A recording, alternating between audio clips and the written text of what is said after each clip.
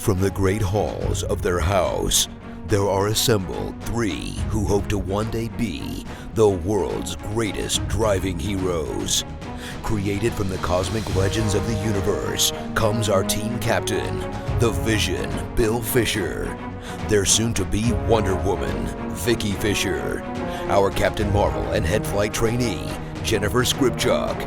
And our Batman, the master of tools, gadgets, and all things mechanical, our mild-mannered soon-to-be billionaire, Alan Danvers. Their mission, to fight injustice, share what is right and wrong, to get you out of your house and come out racing with them, and serve all mankind. They are the Garage Heroes in Training Team.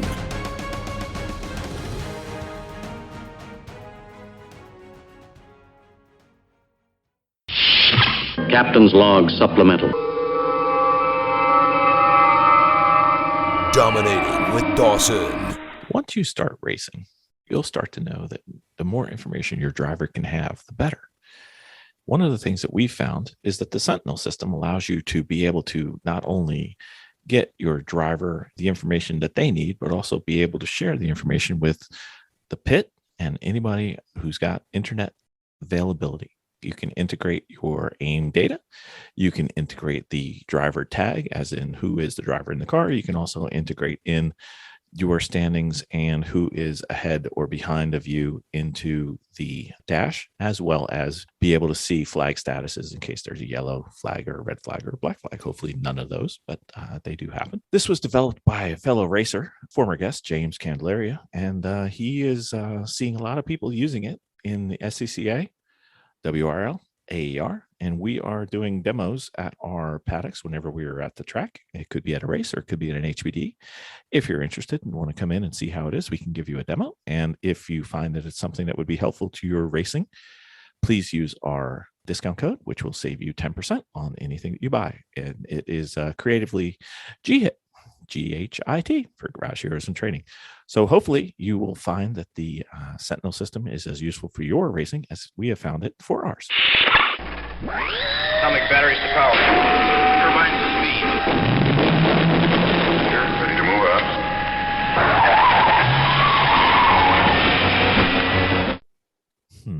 I'm starting to run out of ways to do this that are different without redoing them. I don't think you have to. You can just come in cold if you ever want to. It's not going to hurt my feelings. I don't need an intro. You do. You do. You deserve an intro. You deserve an intro. We need an intro. You can't ladies and handle gentlemen, not having an intro. Ladies and gentlemen, are you prepared to be dominated? I am. Great Who news. I'm here. Let's do it. Who's going to dominate me? Oh, wait, that's a different me. question. All right, very well. That's me every time, in any setting, in any kind of context. Yes, 100%, any context. Every single time. Yes, fantastic. That's right. Mr. Dawson, it is early in the season. We've already had a race. It's ridiculously cold. What do we need to do that would be different than when we race in like the spring and summer, when we're still kind of doing that winter spring crossover, and it could be really cold? Yeah, it was in the 20s and down in the teens last night at my house, and it's the middle of March.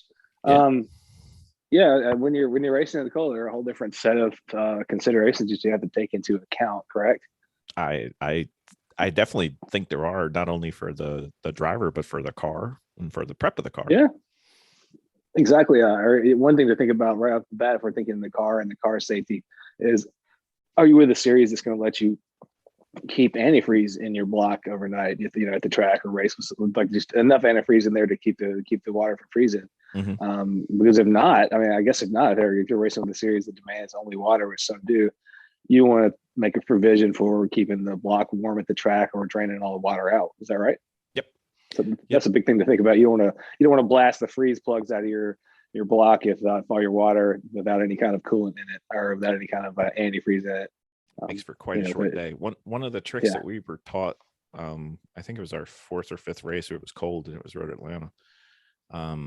We went out and did as people told us. We got one of those little floodlights and used an incandescent bulb and just stuck it in under the hood, closed the hood, and let it run all night. And that was enough to keep it warm enough not to freeze. Yeah, I've heard that's a good method. Is just throwing a light bulb in there that puts out some heat. But it's something to take into account for sure. And if you're able to run, a certain amount of antifreeze, that will also help as far as that goes.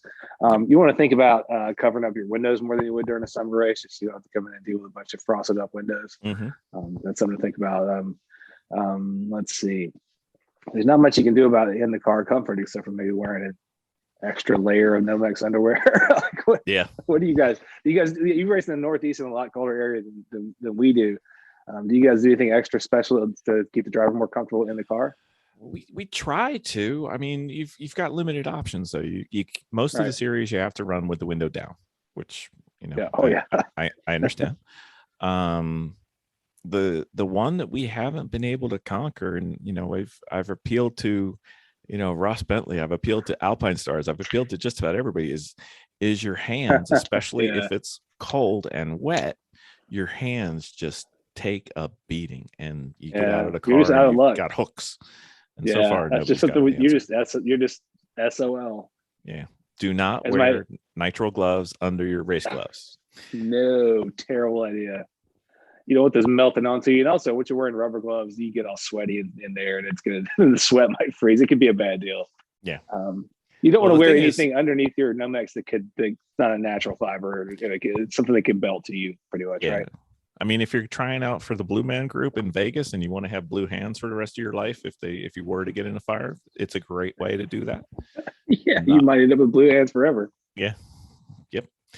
Not a good plan. But I mean, I guess there's really not a good way to blow engine air on the drivers or anything that's safe, to keep the hot side from the cold, from the no-fire side. Yeah. So I guess unless you just want to throw on a couple extra layers of Nomex underwear, it's not a whole lot you can do.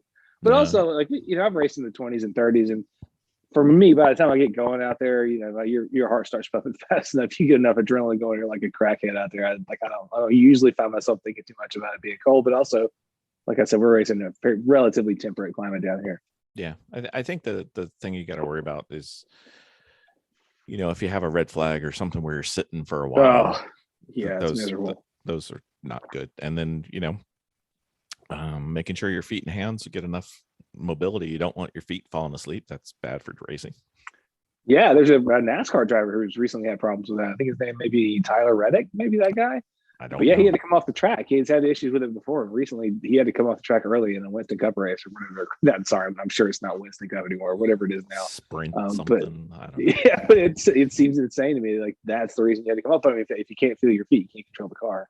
No, that would be. God, can you imagine how crushing that is to be at that level of your career? I'm hoping he gets some help. He seems like a good driver. But anyway, you definitely don't want your extremities to lose their feeling.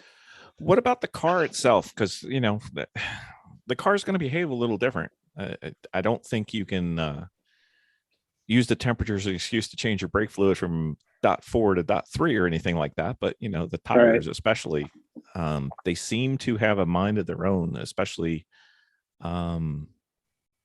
Slicks, but I'm not a big I don't have a big history with slicks, but I know they behave differently. But even our DOT 200 treadwear tires behave differently in the heat versus the cold. That's a good point. And on the way to answering what you're talking about, I would also say make sure to stick some anti-fog kind of coating inside your windshield and helmet, because it's much more likely to have a foggy windshield when it's cold. Something else to think about. This is true. So we're talking about what to do differently with specifically the tires. Mm-hmm. So with the tires, unlike during hot weather, you don't have the ambient temperature to help you grow heat in the tires, because you need to add temperature to add heat, or to add pressure to the tires. Mm-hmm. So you don't have that to help you. It's not going to get much better over the day a lot of times. Whereas you might be expecting the tires to grow 7 pounds in pressure with the normal kind of application during the summertime, when you've got a little bit of help from the ambient temperature, then you might need to expect less growth and pressure on a cold day. So, you might expect them to grow 3 or 4 pounds in pressure, because it's harder to make heat on a cold day because the track is cold. It's not getting a lot hotter, and so there's a lot of things working against you as far as trying to put heat into the tires, thus, adding get to the kind of hot pressures that you want. You're just not going to have the heat of the tires that you usually would. So treat the cold, as far as your tires go, treat the cold the same as you would for rain. You're going to do the same thing. Yeah. Yeah, pretty much. You're sort of just modulating everything kind of up from what Mhm. you could easily get away with. Um, What about the windshields? You mentioned it before, but how do you we actually have a prep for our windshields, but we're anal. We're ridiculous. What do you yeah. what do you do? Well, first thing is always just to make sure that they're very clean and then work from there. So we get the inside and the outside really clean. Mhm. But I think Rain-X makes an Mhm. anti-fog coating that's great for inside your helmet visor as well as your windshield, or two different ones. No, Are there two different ones? I think we tested Rain-X and it didn't work as well as Barbasol. Tell us. Are you going to tell us Barbasol. the proprietary technique is just Barbasol? Well, I mean, we're ridiculous. So I'm sure you are. we actually clean the inside and the outside with those little foam sponges, the magic Like the sponge. Mr. Clean Yeah. magic sponges. Yeah, yeah. Do they abrade the surface at all? No. Okay. So they'll just get rid of it. That's the whole point of them, right? Pretty much, yeah. So Okay. they'll abrade off anything that's on there, and that could be like, the other cars tend to pee on our cars for lack of other reason. Could be any kind of fluid that gets it off and gets it nice and clean. Then we do a quick Windex type, some type of ammonia just to get the surface clean and streak free. And then the outside, free, baby. Streak free, baby. No streaking in this thing. Then It applies in so many ways. Exactly. So the outside we use the Rain-X. That's the yellow Rain-X, and the inside most people use the black Rain-X, but the black Rain-X doesn't seem to work as well. If you just take Barbasol, doesn't have to be menthol, but if you like the smell, whatever makes you happy. That sounds delightful, really. It does. Good. Smear it up, get it nice and lathery, then keep wiping it until it goes clear, and then that will last. Does that take a long time? No. Okay. Most of it's just wiping it off, but you just want a little microfilm, and that'll last for between a day and 2 days, which is perfect for a race. It'll last the entire day, and then you just redo it the next day. Rain-X, the black one, has trouble if it gets really bad. Like we've had a few races where Rain-X black doesn't do anything. It just, you hit a certain dew point and it goes and it's gone. Barbasol has yet to fail. Nice. That's good to know. It's funny. I saw a case of shaving cream show up in my house recently, and I'm like, well, I didn't order a case of shaving cream, and I don't even when I do shave, I just use a razor and hot water. So I don't know. I'm not a shaving cream guy. So I was like, what is going on? It turned out it was for my daughter to be splashing around and making fun designs in the shower and stuff. So it's pretty cool. Fun. Yeah, there's and in the area where she's always doing that, there's hardly ever any steam or any vapor. What is that called? Condensation. That lands in there. I guess I should have learned that lesson just from the shower stuff. Cool. Now, I haven't found a good solution for helmets and glasses in helmets yet that I'm really, really happy with. So I started working on something at work just because I'm sure you did. I'm sure you ridiculous, but nothing at this point. People say that molecule. No, people say molecule is one of the ones to use. It hasn't got the performance that I want yet. So what do you mean? What's the performance you want? Just zero fog at all? It cannot fog, because the last thing I want to do is be racing and then not be able to see. So I've never tried to drive. I've never tried to drive with glasses on. Are you in a situation where your outer shield may not be fogging, but your glasses are doing it by themselves? Something like that? Could they be doing it separately? That sucks. So I'm lucky in that I am farsighted, so I can drive without my glasses, no problem. Right. The gauges, I can figure it out. I got to strain a little bit to do it. It gives me a headache, but whatever. Man. But I can see them and I know what they are, and so that's not such a big deal. But if you're the other way and you're nearsighted and you can't see far, right, you gotta put something in there. You're kind of screwed. And I don't want to drive with my visor up, right? Nope, you do not do that. None of us do that. We don't do it. Our listeners don't do it. Nobody drives with their visor up. It's a bad idea. Bad idea. We don't do it because it's a bad idea. We love having a face. Right. So if you think about it, you've got windshield outer and inner interface. Right. Then you've got visor outer and inner interface. Then you've got potentially glasses outer and inner. So you've got 6 different surfaces that you need to keep perfectly spotless and clear. Yeah. Okay. And while we're here, Bill's going to get on his soapbox. You ready, Ben? I'm here. I just got off one, so go ahead. Okay. Do not wear your contact lenses to race. No kidding, really? Tell me about that, because I was going to ask you, why don't you wear contacts? Well, so the strict answer for me is if you do anything in a lab, you never wear contact lenses, because any of the vapors can get between the lens and the eye, and then you can't rinse them. But same thing with the heat. Suppose you get heat. Now it's not a blue nitrile glove, but you've got a soft polymer. Oh man, yeah. That can fuse to your eye. So I'm going to pass. I mean, people do it. I'm not saying they don't. Chemically and materially, it's not a great plan unless you want to melt your contact lens to your eyeball. That's up to you. I've always been like the worst case scenario handbook kind of answer on glasses, though. And I've always just, because I've never had glasses or contacts, either one, but it's just always weirded me out, the idea when I see people putting their glasses on and to get into a race car. If I've got a student who's got to do it or something like that, I'm watching them do it, because you have to watch the person get their helmet on, and then they have to stab their glasses in there. And it just, all I can think of is if you had a big enough impact where your face is going to come in contact with the wheel or something else, all I can see is like little glasses stem stabbing my eyeballs out, like hitting my brain stem.